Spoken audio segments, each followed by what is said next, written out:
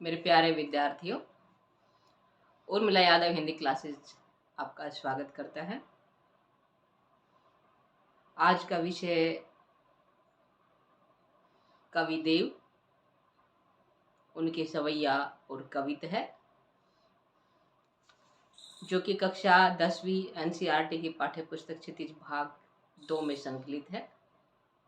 इससे पहली कक्षा में हमने सवैया पढ़ लिया था, जिसमें श्री कृष्ण के राजसी रूप का वर्णन किया गया था और साथ ही कविदेव के विषय में जानकारी हासिल की थी। कविदेव का जीवन परिचय पढ़ा था हमने।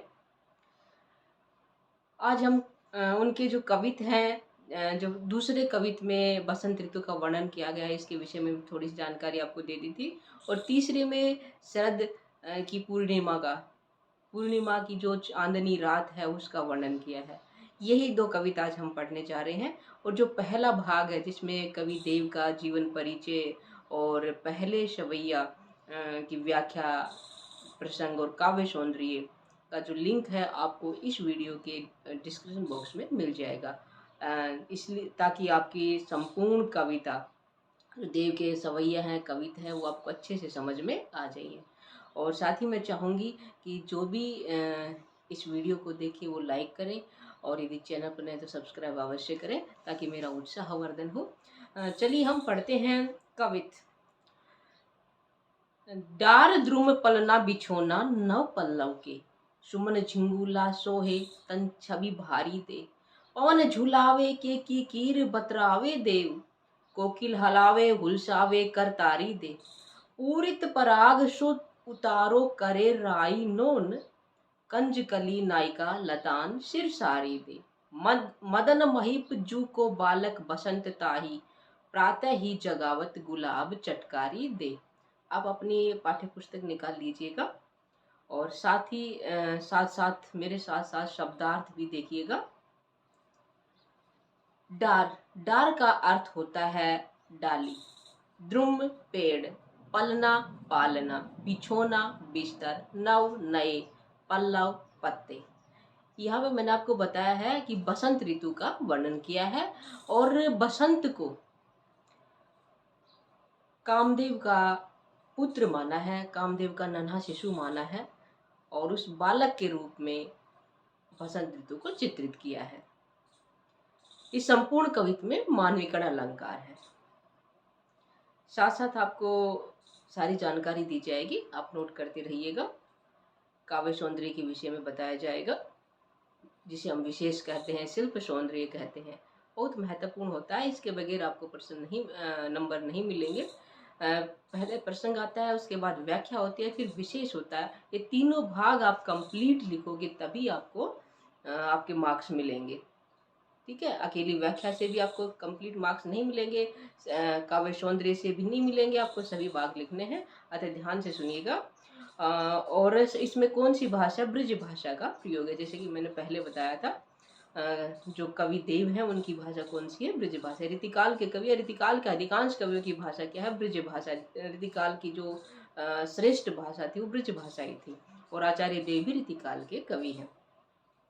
डार का अर्थ मैंने बताया डाली होता है, द्रुम का अर्थ पेड़ होता है, पलना पालना, झूला बोलते हैं जिसे बच्चे का झूला होता है, उसके लिए आया है। बिछोना बिस्तर, नव नए, पल्लव पत्ते।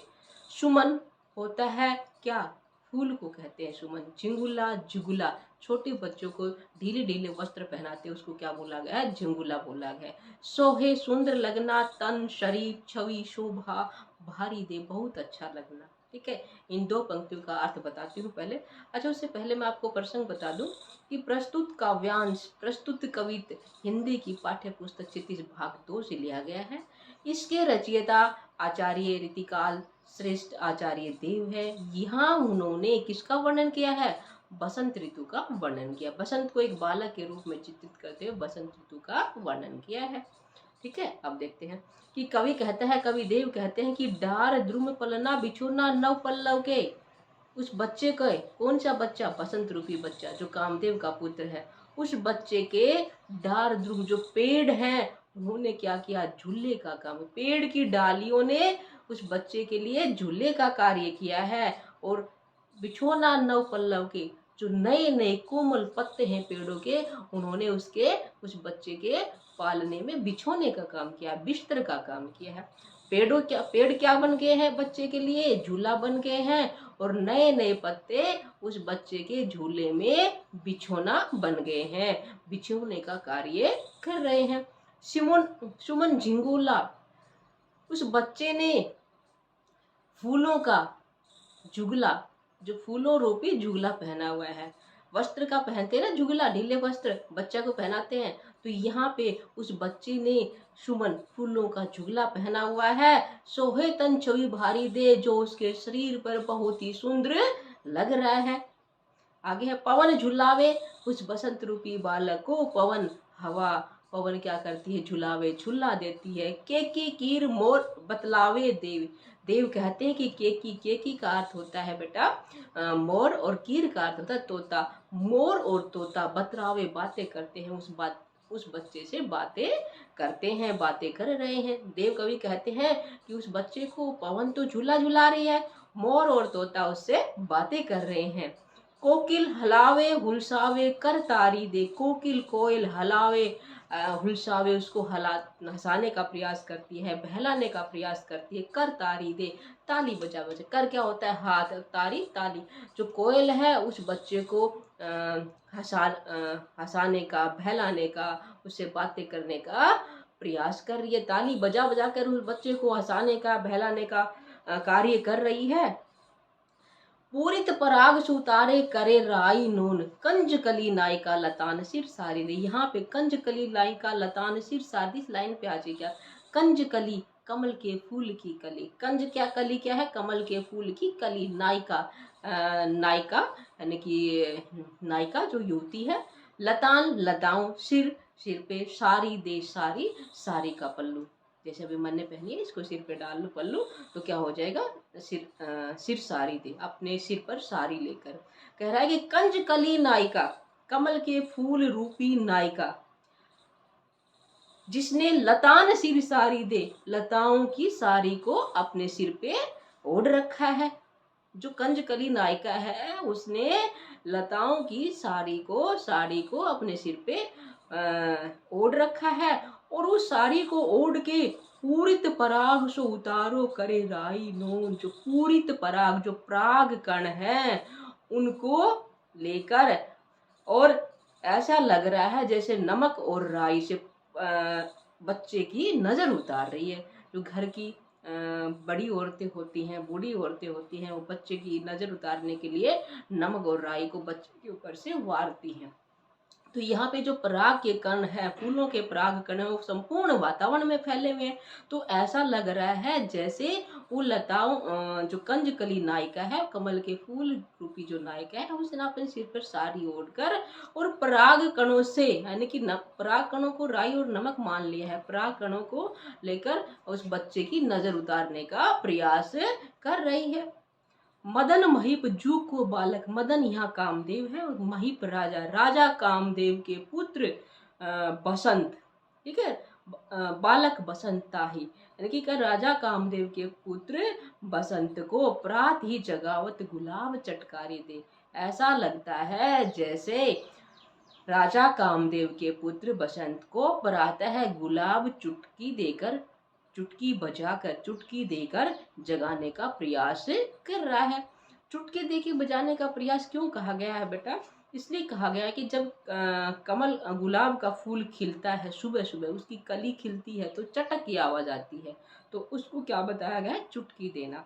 तो ऐसा लगता है कि कामदेव के पुत्र बसंत को सुबह सुबह गुलाब चुटकी देकर बजाने का प्रयास कर रहा है, चुटकी देके बजाता है। ये इसकी क्या है? व्याख्या है। अब प्रसंग भी बता दिया था, व्याख्या भी होगी, अब इसका विशेष देखते हैं। देखिए यहाँ पे मानवीकरण अलंकार तो है, और मानवीकरण अलंकार कहाँ होता है? जब प्रकृति पर मानवीय क्रियाओं का आरोप हो, वहाँ क्या होता है? मानवीकरण अलंकार होता है। तो यहाँ क्या है? मानवीकरण अलंकार है। क्या तोता मोर बच्चे को से बातें कर सकते हैं? नहीं कर सकते ना, इन पे मानवीय क्रियाओं का। क्या हवा झूला झुला सकती है? नहीं। क्या डालियाँ बिछोना बन सकती हैं? पत्ते बिछोना बन सकते हैं? डालियाँ झूला झुला सकती है? नहीं। और यह जो कंजकली नायिका, यहाँ पे क्या है? वो क्या नायिका, जो फूल की कली नायिका बन सकती है? नहीं। तो यहाँ पे क्या हो गया है, और क्या गुलाब बच्चे को जगा सकता है चुटकी देके? नहीं। तो मानवीय क्रियाओं का आरोप लगाया है, इसलिए क्या है, मानवीकरण अलंकार है संपूर्ण कवित्व में। ठीक है। दूसरी बात, यहाँ पे अनुप्रास अलंकार है। हर काव्य पंक्तियों में अनुप्रास अलंकार तो मिल ही जाता है। तो देखिए कहाँ कहाँ अनुप्रास अलंकार है वो भी देख लेते हैं। के की कीर बतरावे देव, यहाँ पे कै वर्ण की आवर्ती, के की और कीर में कै वर्ण की आवर्ती, इसलिए कौन सा अलंकार हो गया है, अनुप्रास। हलावे हुलसावे, यहाँ भी है वर्ण की आवर्ती, इसलिए अनुप्रास अलंकार हो गया है। ठीक है। और देखिए बालक बसंत, यहाँ पे बै वर्ण की आवर्ती, इसलिए यहाँ भी क्या है, अनुप्रास अलंकार है। तो अनुप्रास अलंकार हो गया। दूसरी बात, सुमन झिंगुला और कंजकली नायिका, यहाँ पे, और बालक बसंत, यहाँ पे क्या है, रूपक अलंकार है। सुमन झिंगुला, डार द्रुम पलना, यहाँ भी है, सुमन झिंगुला में भी है, कंजकली नायिका भी है, बालक बसंत, यहाँ भी क्या है, रूपक अलंकार है। इस रूप में रूपमान में अभेद्य आरोप किया गया है, तो यहाँ क्या है, रूपक अलंकार है। ठीक है। और ब्रज भाषा का सुंदर प्रयोग है। तत्सम तद्भव शब्दावली है। के की कीर क्या है, तत्सम शब्द है। हलावे गुलसावे तद्भव शब्द है। और प्रातः है ये कोकिल, ये भी तत्सम शब्द है। तो इस तरह सोहे तद्भव शब्द है, बिछोना तद्भव शब्द है, झिंगुला भी तत्सम शब्द है। के की कीर झिंगुला, झिंगुला तद्भव है, और चटकारी ये भी तद्भव शब्द है। तो तत्सम तद्भव शब्दावली है, और साथ ही पद में गेयता है। तो क्या क्या हो गया, अनुप्रास है, रूपक है, मानविकरण अलंकार का प्रयोग है, और ब्रज भाषा है, पद में गेयता है, तत्सम तद्भव शब्दावली युक्त है। जो और साथ ही इसमें भाषा प्रसाद गुण संपन्न है। ये इसका क्या होगा, काव्य सौंदर्य विशेष हो गया है। उम्मीद करती हूँ ये काव्य सौंदर्य विशेष या शिल्प सौंदर्य आपको अच्छे से समझ आ गया होगा, और आप चाहें तो इसको वीडियो को पॉज करके नोट कर सकते हैं। अब देखिए अंतिम इसका जो कविता है उसको पढ़ते हैं। इसमें शरद रात्रि है, और उसमें चंद्रमा खिला हुआ है। चंद्रमा की चांदनी जो रात है, चांदनी की सुंदरता का वर्णन किया है इस कविदेव ने। फटिक शिलानी सो सुधारियो सुधा मंदिर, उददी दधी को सो हदिकाय अमगे अमंद, भारते भीतर लो भीति न देखी देव, दूध को सो फैन फैलो आंगन फरस बंद, तारा सी तरुणी तामे ठाड़ी झिल मिली होती, मोतिन की ज्योति मिलो मल्लिका को मकरंद, आरसी से अंबर में आभासी उजरी लगे, प्यारी राधिका को प्रतिबिंब सो लगत चंद। यहाँ पे कवि देव कहते हैं, चलिए व्याख्या बाद में करते हैं, पहले शब्दार्थ देख लेते हैं। पाठ्य पुस्तक आपने निकाली रखी होगी। फटिक शिलानी, फटिक क्या होता है, सफ्टिक। सफ्टिक एक शिलानी शिला, सफ्टिक एक क्रिस्टल, क्रिस्टल बोलते हैं पारदर्शी पत्थर होता है जिसके मन के मोती बनते हैं, जिसमें आर पार स्पष्ट दिखाई देता है, बिल्कुल सफेद होता है, ध्वल होता है, जिसमें आप आर पार सब कुछ साफ दिखाई देता है। शिलानी शिला, सुधा मंदिर, यहाँ मंदिर संसार रूपी, सुधारियो सुधा मंदिर, संसार रूपी मंदिर के लिए जग मंदिर के लिए आया है। ठीक है। कह रहा है कि सफ्टिक शिलानी सो सुधारियो सुधा मंदिर, जो चांदनी रात है ना, जो शरद पूर्णिमा की चांदनी रात है, वो इस संपूर्ण वातावरण में, धरती और आकाश में ऐसे फैली हुई है जैसे स्फटिक शिलानी, स्फटिक की शिला से जो दूध या रोशनी फैलती है, वैसी ही इस संसार रूपी मंदिर पर चांदनी रात की चांदनी फैली हुई है, पूर्णिमा की चांदनी फैली हुई। जैसे स्फटिक से जो दूध या रोशनी निकलती है, वैसी ही इस पूर्णिमा की रात में चांदनी संपूर्ण वातावरण में फैली हुई संसार रूपी मंदिर पर, इस जग संसार रूपी मंदिर में स्फटिक शिला के समान, स्फटिक शिला से निकलने वाली दूध या रोशनी के समान चांदनी फैली हुई है। उदधि, उदधि होता है समुद्र, दधी दही, कोसो हदिका, हदिका बहुत ज्यादा, उमगे उमंग मारना, उमड़ना, अमद जो कभी खत्म ना हो, हदिक। कह रहा है कि संसार रूपी माफी चाहूंगी, उदधी दधी, इस जो संसार, ये दही का समुद्र है, उदधी समुद्र, दधी दही, दही का जो समुद्र है, दही के समुद्र में लहरें क्या कर रही हैं, उमड़ रही हैं। लहरें ऊंची ऊंची लहरें उमड़ रही हैं, अधिकता से आगे बढ़ रही हैं, उमंग मार रही हैं लहरें। बाहर ते भीतर लो भीति न देखी देव, देव कह रहे हैं कि बाहर से और भीतर से भीति दीवार न देखी, बाहर और भीतर किसी प्रकार की कोई दीवार नहीं है, अर्थात सब कुछ पारदर्शी है, सब कुछ आर पार दिखाई दे रहा है। इस चांदनी रात में किसी प्रकार की कोई दीवार नहीं है, कोई पर्दा नहीं है, ये चांदनी बिल्कुल क्या है, झीनी है, पतली है, जिसमें आर पार सब कुछ दिखाई दे रहा है। दूध को सो फैन फैलो आंगन फर्श बंद, आंगन आंगन फर्श बंद, फर्श बंद होता है घर में, आंगन में बना हुआ ऊंचा चबूतरा, ऊंची जगह।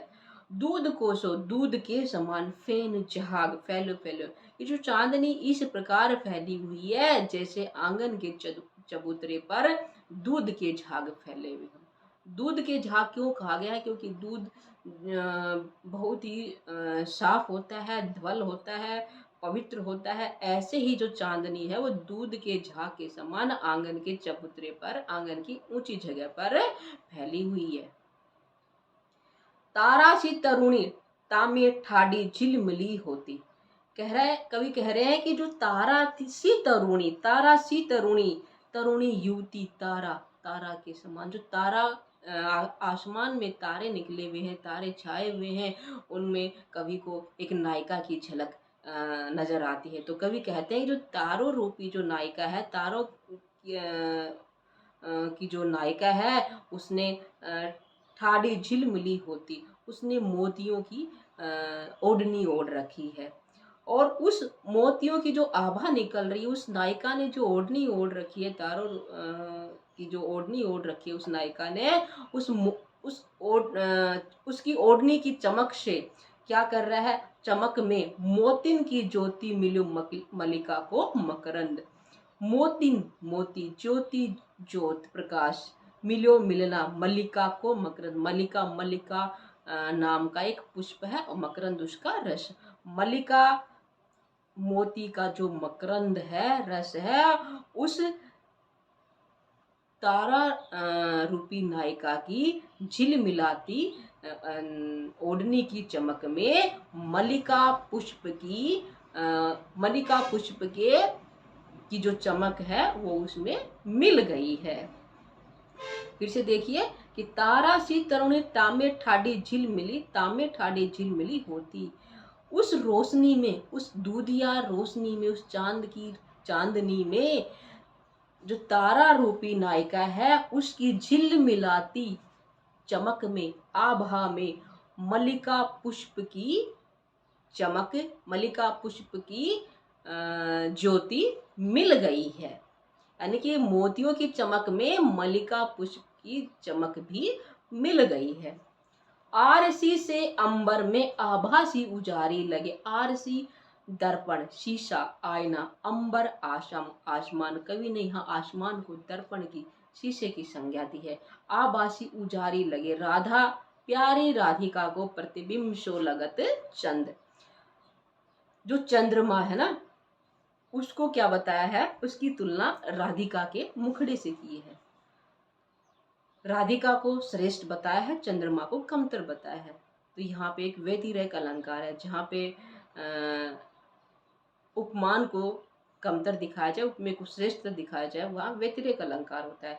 तो कवि कह रहे हैं कि आरसी से अंबर में, आसमान रूपी आईने में, दर्पण में आभासी उजारी लगे, राधिका प्यारी राधिका को प्रतिबिंब, प्यारी राधिका, राधा का जो सौंदर्य है उसका प्रतिबिंब है, बहुत ही सुंदर लग रहा है।